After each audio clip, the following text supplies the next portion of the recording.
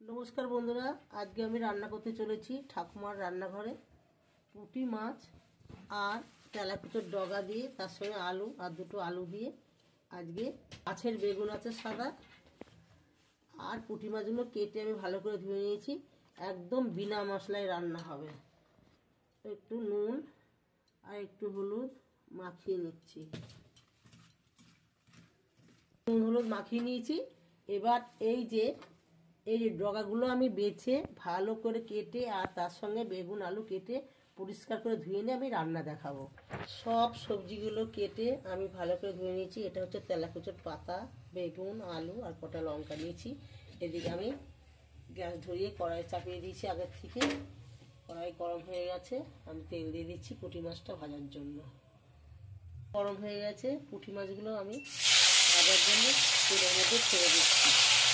আমি তা একে একে ভেজে নিচ্ছি। এগুলো সব হয়ে গেছে, আমি সব তুলে নিচ্ছি। এবার এই তেলের মধ্যে আমি আলু আর বেগুনগুলো একটুখানি নুন একটু হলুদ দিয়ে দিচ্ছি। আমি নেড়ে চেড়ে ভালো করে ভেজে নেবো। ভাজা আমার হয়ে গেছে। হ্যাঁ, আলু বেগুন ভাজা তুলে নিচ্ছি।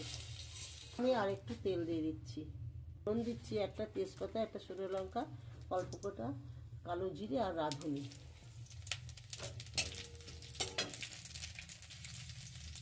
এই ফোড়নগুলো ভাজা হয়ে গেছে। ফোড়নের মধ্যে ডগাগুলো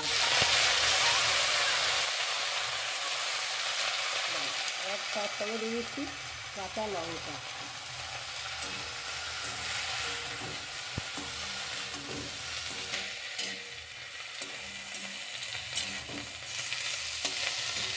আমি একটু হলুদ দিয়ে দিচ্ছি আর স্বাদ মতন নুন দিয়ে দিচ্ছি।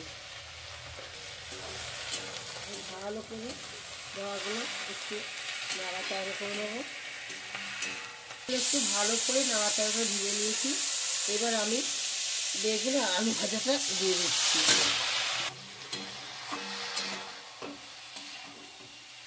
আমি মতন জল দিয়ে দিচ্ছি। 5-7 মিনিটের জন্য চাপা দিয়ে দিচ্ছি। তরকারি হয়ে গেছে। এবার পুঁটি মাছগুলো আমি দিয়ে দিচ্ছি।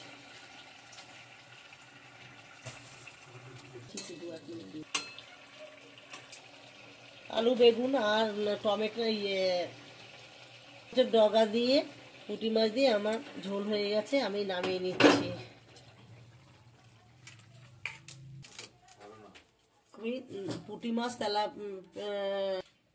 তেলাকুচোর ডগা দিয়ে আলু বেগুনের তরকারি আমি নামিয়ে নিয়েছি। দেখুন, আপনারা এইভাবে রান্না করবেন, খুবই ভালো লাগবে। আর আপনারা যদি আমার রান্না দেখে ভালো লাগে তাহলে আপনারা আমাকে একটা সাবস্ক্রাইব এবং লাইক করবেন, সাথে থাকবেন।